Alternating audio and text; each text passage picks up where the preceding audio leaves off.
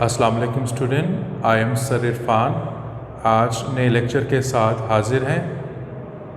आज का जो हमारा टॉपिक है वो है पेयर ऑफ वर्ड्स। सबसे पहले हम पेयर ऑफ वर्ड्स की डेफिनेशन के बारे में पढ़ेंगे। पेयर ऑफ वर्ड्स का मतलब है अल्फाजों के जोड़े, यानी कि मुतशाबा अल्फाज।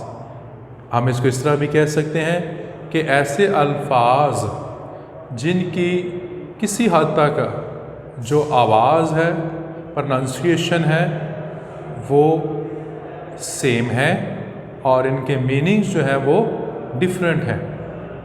जिस तरह के अल्फाज हम कह सकते हैं अफेक्ट, इफ़ेक्ट, डियर, डियर, ये वो अल्फाज हैं जिनकी जो प्रोनाउंसिएशन है वो किसी हद तक सेम है, लेकिन जब हम इनके मीनिंग्स की तरफ जाते हैं तो मीनिंग्स इनके मुख्तलिफ हैं और इनके स्पेलिंग्स भी जो है वो मुख्तलिफ हैं। तो स्टूडेंट्स, इम्तिहान में आपको 8 पेयर ऑफ वर्ड्स आएंगे मैट्रिक क्लास में और 5 आपने अटैम्प्ट करने होंगे, उनके जुमले बनाने होंगे। तो मैंने कुछ चंद पेयर ऑफ वर्ड्स जो है वो यहाँ पर लिखे हैं आपके प्रैक्टिस के लिए, ताकि आप इनको देखें कि किस तरह हम इनको बनाते हैं। एक लफ्ज़ लिया है advice.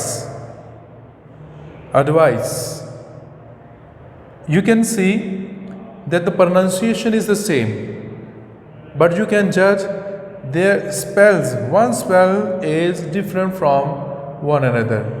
In the first sentence, you can see one word C is there, advice, and in second advice S is there.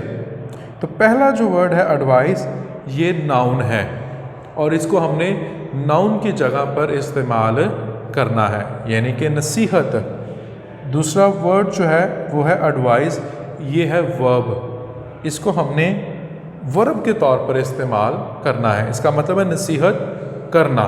तो जुमला इसका है he gave me a piece of advice. He gave me a piece of advice. Advice को यहाँ पर as a noun जो है वो इस्तेमाल किया गया है, लेकिन सेकेंड सेंटेंस में चूँकि वर्ब है तो उसको वर्ब के तौर पर इस्तेमाल किया गया। She advised me to work hard. Second sentence है ब्रेक। ब्रेक, ये ब्रेक जो है ये वर्ब है और ये जो ब्रेक BRAKE ये नाउन है। तो हमने इसको वर्ब के तौर पर इस्तेमाल किया। इसकी second form he broke the glass, और इसको हमने नाउन के तौर पर इस्तेमाल किया। The break of car is not working. एक वर्ड लिया डियर। एक डियर DEER, हिरन को कहते हैं DEAR, डियर मतलब प्यारा, लाडला।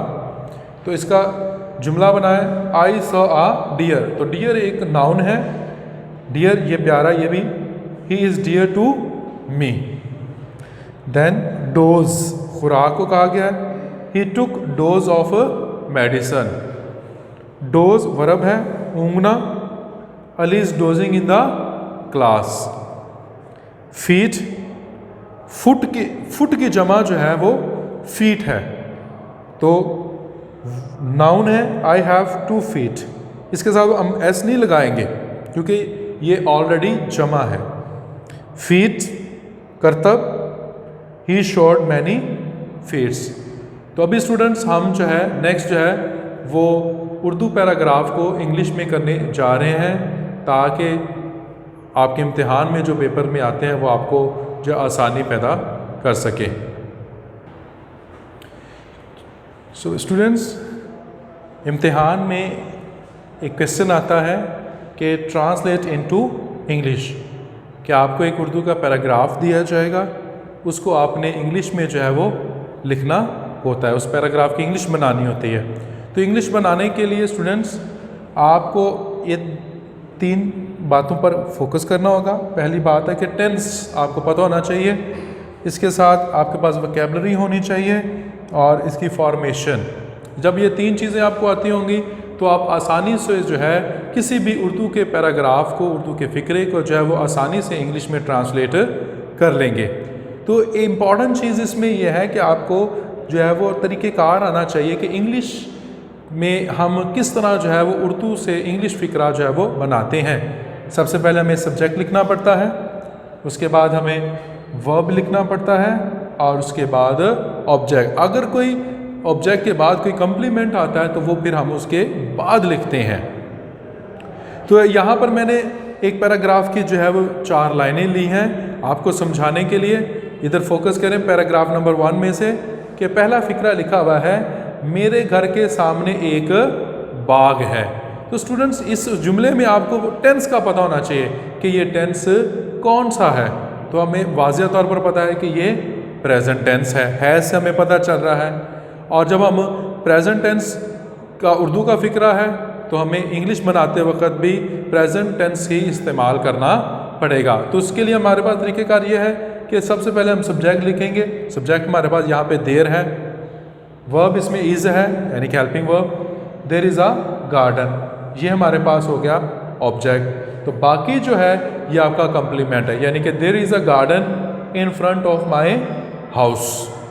उर्दू में सब्जेक्ट पहले आता है, इंग्लिश में पहले सब्जेक्ट आएगा, उर्दू में आखिर में जो है वो वर्ब होता है। तो इंग्लिश में हमारे पास दूसरे नंबर पर वर्ब होगा और बाद में हमारे पास ऑब्जेक्ट और सोन कम्प्लीमेंट इस्तेमाल करेंगे। दूसरा जुमला है इसमें बहुत से पौधे और दरख्त हैं से हमें पता चल रहा है कि ये भी जुमला प्रेजेंट का है, तो हम प्रेजेंट के हेल्पिंग वर्ब इस्तेमाल करेंगे। इस जुमले को हम 2 तरीके से बना सकते हैं। एक तरीका ये है it has many plants and trees, और दूसरा जुमला हम इसका बना सकते हैं कि there are many plants and trees in it. इन दोनों में से आप कोई भी जुमला लिख सकते हैं और ये मलकियती जुमला है। इट यहाँ पे सब्जेक्ट हैज़ जो है ये वर्ब है आपका और ये आपके ऑब्जेक्ट है। आगे थर्ड सेंटेंस है बाहर के मौसम में कई रंग के फूल खिलते हैं। तो यहाँ पे ते हैं आ गया, तो आपने पढ़ा है टेंसेस में प्रेजेंट इंडेफिनिट। तो प्रेजेंट इंडेफिनिट टेंस में आपने पढ़ा है कि उर्दू फ़िक्रात के आखिर में ता है, ती है, ते हूँ वगैरह आता है तो वो प्रेजेंट इंडेफिनिट टेंस होता है। तो यहाँ पे ते है तो इसका मतलब ये प्रेजेंट इंडेफिनिट टेंस है। तो हमने प्रेजेंट इंडेफिनिट टेंस के मुताबिक जो है वो वर्ब की फर्स्ट फॉर्म इस्तेमाल करनी है। तो हमारे पास सब्जेक्ट है फ्लावर ऑफ डिफरेंट कलर्स, ये आपका सब्जेक्ट है। ब्लूम आपका वर्ब है, ते हैं। इन द स्प्रिंग सीजन जो है ये फिर आपका ऑब्जेक्ट है और कम्प्लीमेंट है। आगे नेक्स्ट सेंटेंस है इनकी खुशबू इर्द गिर्द फैल जाती है। तो आप देख सकते हैं ती है, फिर ये प्रेजेंट इंडेफिनिट टेंस है, तो आपने इसको प्रेजेंट इंडेफिनिट टेंस के मुताबिक ही बनाना है।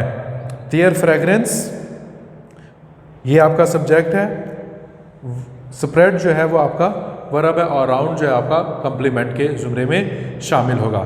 स्टूडेंट्स आई होप कि आपको ये समझ आ गई होगी। आप अपने किताब में से जो है वो पायलट में से जो है उर्दू के पैराग्राफ की प्रैक्टिस करें घर में बैठकर, ताकि जो आपके जो है वो ज़्यादा से ज़्यादा ये पैराग्राफ आपको आ सके।